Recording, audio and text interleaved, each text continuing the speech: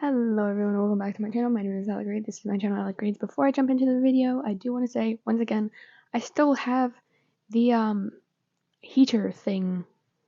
Heater? I feel like I said that weird. Anyway, once again, my posting days are Mondays and Fridays, and also, I told you the wrong Instagram last time. It's Alec_Reads123. I forgot the numbers completely, so yeah, I'm very, very bright when I need to be. But anyway, today we are reading A Dream.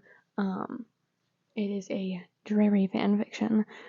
So yeah, let's jump right into the video. Chapter 5.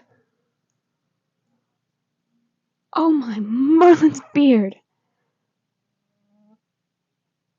Harry jumped up, his face covered with surprise before he quickly rubbed his eyes and threw the covers off his body.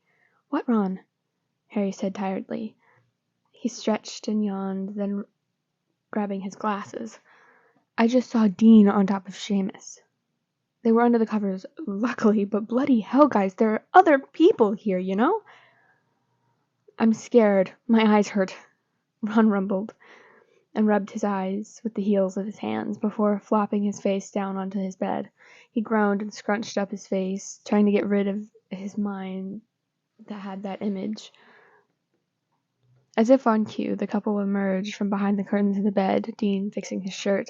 Seamus was red and sweaty, with an embarrassed face, while Dean was smirking, licking his puffed lips. Ron sat up on his bed, giving a glare to both of them. Don't worry. Only my shirt was off. We thought we'd have a quick snog, Dean said, throwing his arm over Seamus. He chuckled as his boyfriend turned completely red and shoved his face into the older boy's chest. Harry smiled as his friends laughed at Ron, who still had a face as red as his hair with his arms crossed. The ginger was starting to yell gibberish once Harry turned and walked towards the bathroom. He shook his head, laughing, before going to take a shower. Oh, why defense first?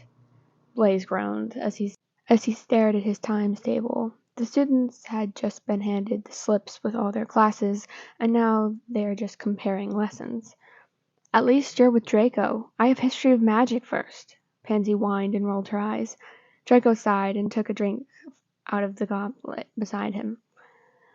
The doors opened suddenly and came in Harry and Ron, Harry's hair looking like he had just had sex. Draco's eyebrows raised, and he looked back down at his half-eaten toast. Ew. Shut up, Pans. Blaise scrunched her nose at her and looked back at the weasel. Pansy scoffed and then took a quick look at Granger. Merlin, could they be more obvious? Draco thought before standing and walking out. Draco sniffed as a few tears brimmed his eyes. Early in the morning, he awoke to the light tapping on his window, and he tried to see a black owl with a letter placed in its beak. Draco grumbled and got up, ripping it out of the bird's mouth. Draco looked at the handwriting and immediately recognized it. Father, it read.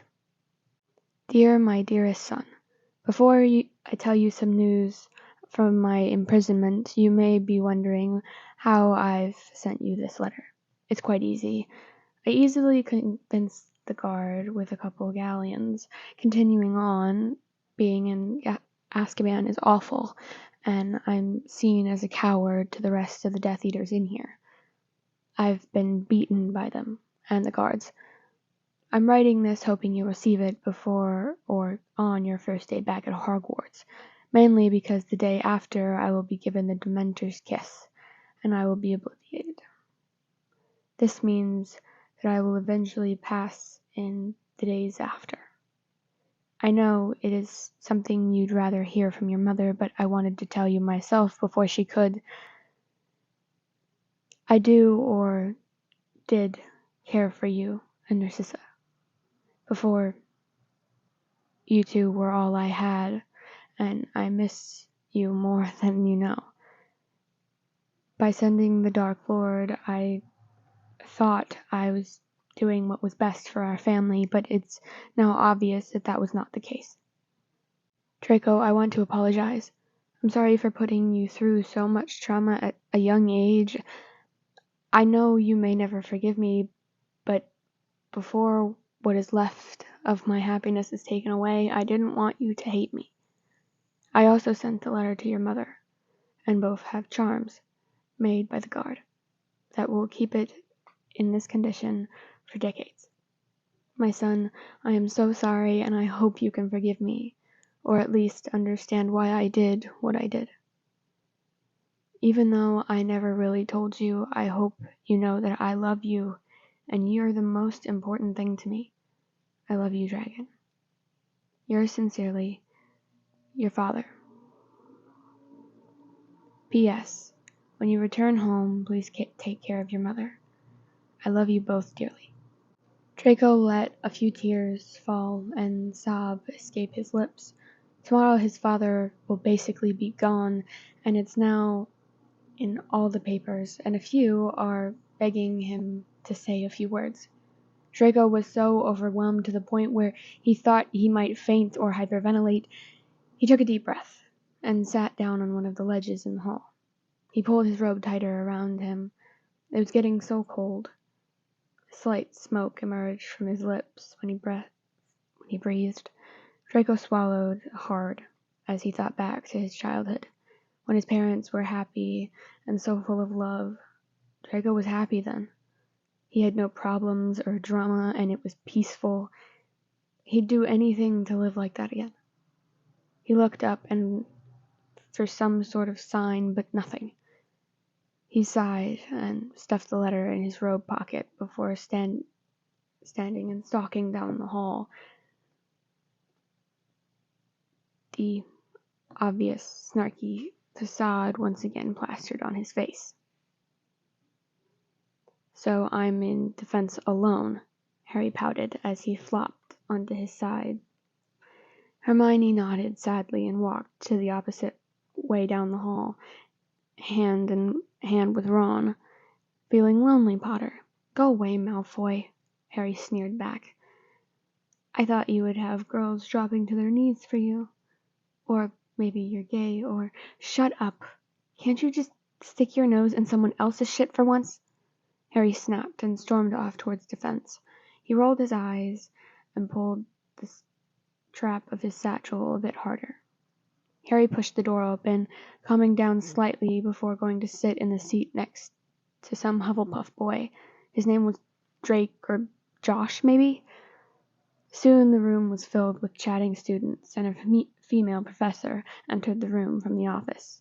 She walked gracefully down the stairs. She was a very beautiful woman, thin body, chiseled bone structure, blue eyes, light brown hair, short and dressed in dark blue trench coat with slim black shoulder trousers, and a light blue jumper with a collared shirt underneath. Hello, class, she grinned. She had a perfect smile, too.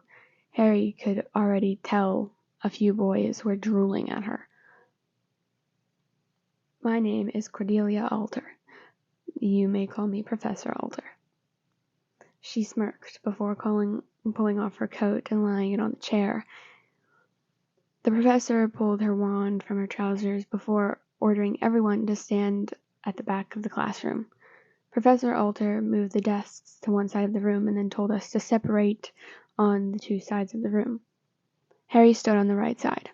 So, I know that most of you fought in the war, but this is advanced defense against the dark arts, so you future Aurors better be good.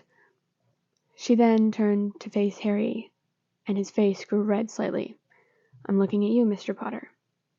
Harry heard a quiet snort from further down the line, and everyone else must have heard it too. Ah, Mr. Malfoy. Something funny? No, sorry, miss. He smirked, stifling his laughter. All right. She bit her lip before smiling as a great idea appeared in her mind. Mr. Malfoy and Mr. Potter, I will use you as a demonstration. Harry rolled his eyes and stepped to the center of the room facing Draco. Today we're using basic dueling spells, so please follow the rules. Okay, boys? She smiled sarcastically and moved to the side. Scared, Potter? You wish. They both smiled like old friends remembering a joke together. Harry giggled quietly, and Draco stared at him, weirdly, with a smile and peaked cheeks. They stepped further away from each other before readying their wands. The professor counted down from 3 before both boys turned and sent their spells. Silencio. The spells hit each other, and Harry started laughing from the tickling charm. When he was done laughing, which was only a few seconds, students were giggling and Harry blushed in embarrassment. He looked over to see Draco trying to speak. He seemed kind of angry, which made Harry laugh a bit more. All right, you two. Stop flirting with these silly spells. The professor smiled and winked at Harry, making him turn completely red. She said the counter spell to Draco's silencio. Ever would I flirt with him!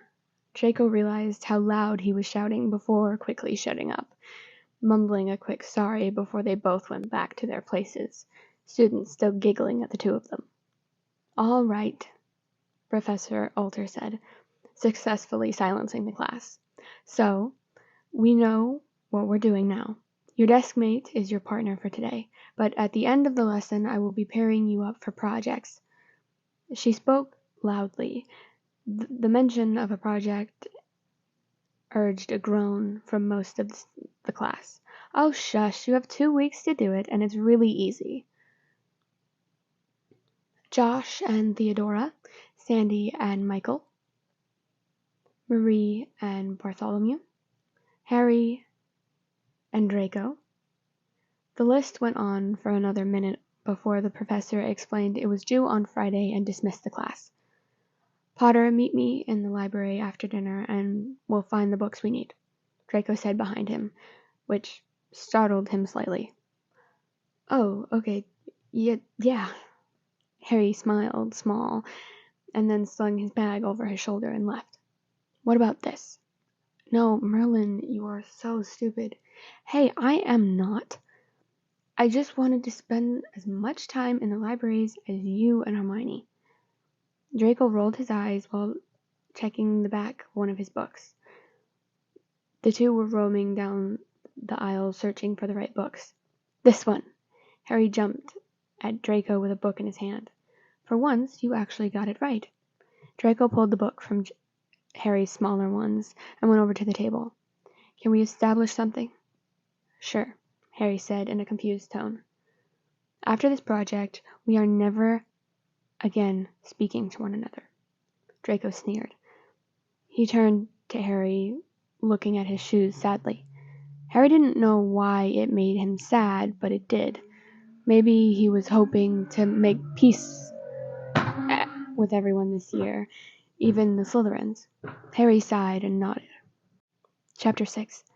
Have you heard? Yeah, the Daily Prophet said it themselves. His dad got the Dementor's kiss and was obliviated. Merlin, really? Honestly, I don't feel bad. He's a Death Eater. Surely he should get it too. Draco timidly walked through the halls.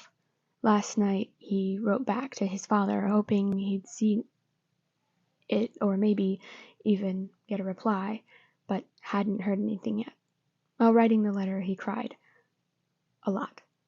He felt so pathetic, because as a Malfoy, you don't get to feel sad and you definitely do not cry. It's a sign of weakness, and they couldn't have people thinking they were otherwise. They wouldn't be respected. For most of his life, he bottled up his emotions and put on the face of an obnoxious little shit.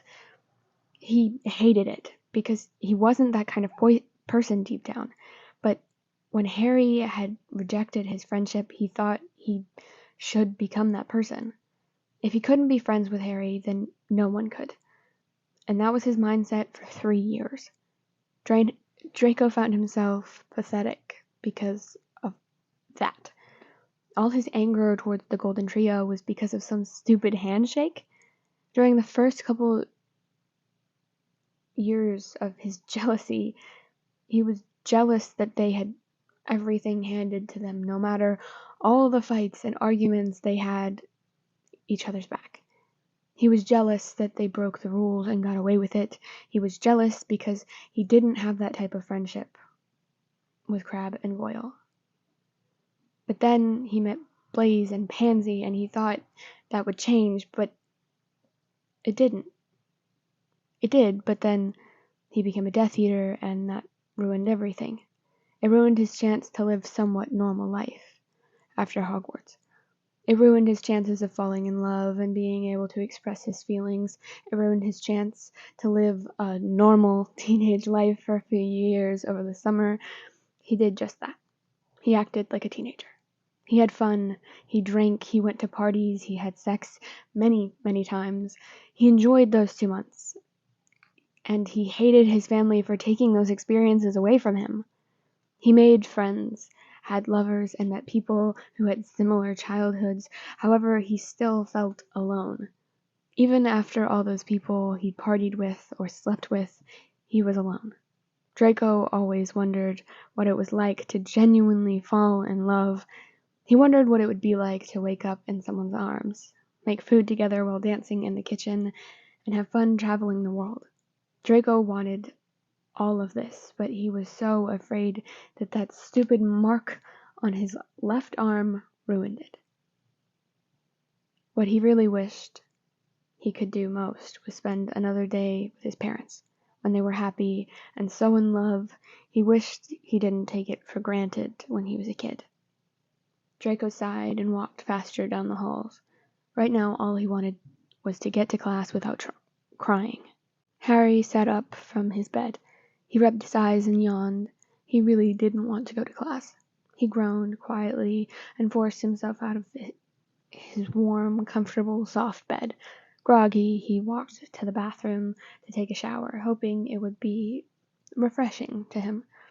When he opened the door, he saw the bathroom completely empty, which was weird since it was morning and they were all meant to be awake. He turned and looked back the other boys' beds to see them empty. His brow furrowed and he glanced at the clock on the shelf. Shit, Harry yelled and quickly undressed to take a shower.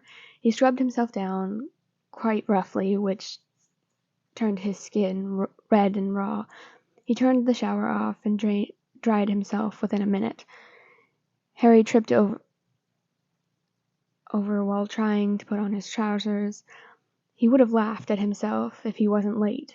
He messily buttoned up his shirt, knowing his unevenness, and did his tie awfully. He grabbed his robe and his bag after shoveling on his shoes and running his hands through his hair, trying to look somewhat decent. Fuck, Harry muttered as he raced down the stairs, pulling on his robe. He raced to the Great Hall to see it still filled with students. He sighed in relief and staggered towards his friends. Harry smiled tightly as he sat down. Why didn't you wake me? I had to rush because I thought it was late. Harry huffed and grabbed a few grapes from one of the bowls. He didn't feel hungry this morning. Harry, Hermione giggled. Your hair. She laughed and reached over, trying to style it, but Harry swatted her hand away before she could touch it. It'll just make it worse. He patted his hair, trying to at least flatten it, but he had no luck. He huffed and pouted. He looked down at his shoes, realizing he didn't tie them. A few minutes later, Ron had finished eating, and so the three walked to class. As they were leaving the hall, Harry was nearly shoved over. Hey! Harry shouted angrily. The person whispered a quiet apology before they sped off. Sniffles and almost silent whimpers were from them. Harry's anger quickly vanished and was replaced with sympathy for the person. He suddenly noticed the person's platinum hair, and his emotions shifted to confusion. What's going on with Malfoy? Harry turned towards Hermione after he watched Draco disappear into another corridor. His father got the Dementor's kiss and was obliviated. He's almost likely dead now. It was in the Daily Prophet this morning, Hermione said before turning back to Ron, kissing him lightly on the cheek. Harry didn't notice. His eyes still focused on the corridor. The Slytherin went down, only replying with a quiet, "Oh." "Welcome back to Hogwarts." Harry sat down at his desk next to Ron, getting out his potions book. The teacher wasn't Slughorn, which was weird. "It's nice to meet you. I'm Professor John Crouch. And no, I am in no way related to Barty Crouch. For the rest of the year, I will be your potions professor. Now, we have that sorted, we can begin." The professor started to turn and began writing on the board. Harry sighed and opened his potions book.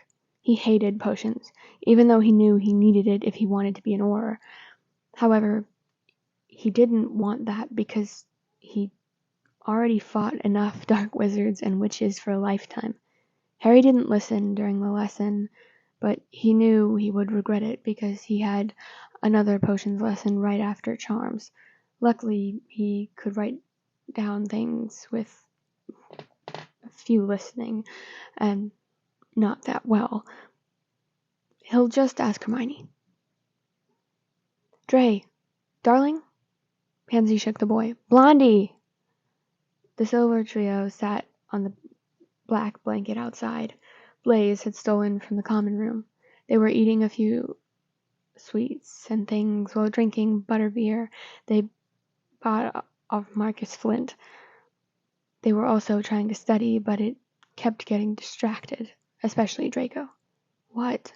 he croaked out, slowly. His voice was going from the crying. His gray eyes were dull and red around the edges. His tear-stained cheeks glistened in the winter sun. He tried to smile, but it failed miserably. "Talk to me, darling. Please." Pansy smiled sympathetically. Draco sighed and broke out into tears again. Pansy's heart practically snapped for her best friend. She pulled him into her arms for a hug. I just hope he knew." Draco couldn't finish his sentence. You'd think he'd sort of be happy his dad was gone, but he and his father were close when he was a child, and he always wished they could be like that again. He did love him,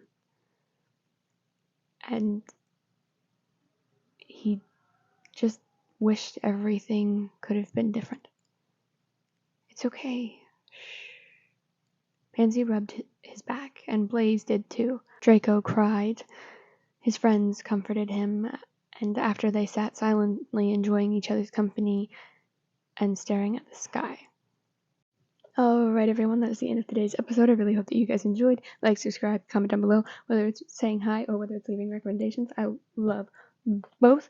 Like, subscribe, comment down below. Good morning, good afternoon, or good night. I will see you in the next video. Goodbye, ladies, gentlemen, and everybody in between, and I will see you in the next video. Bye, friends.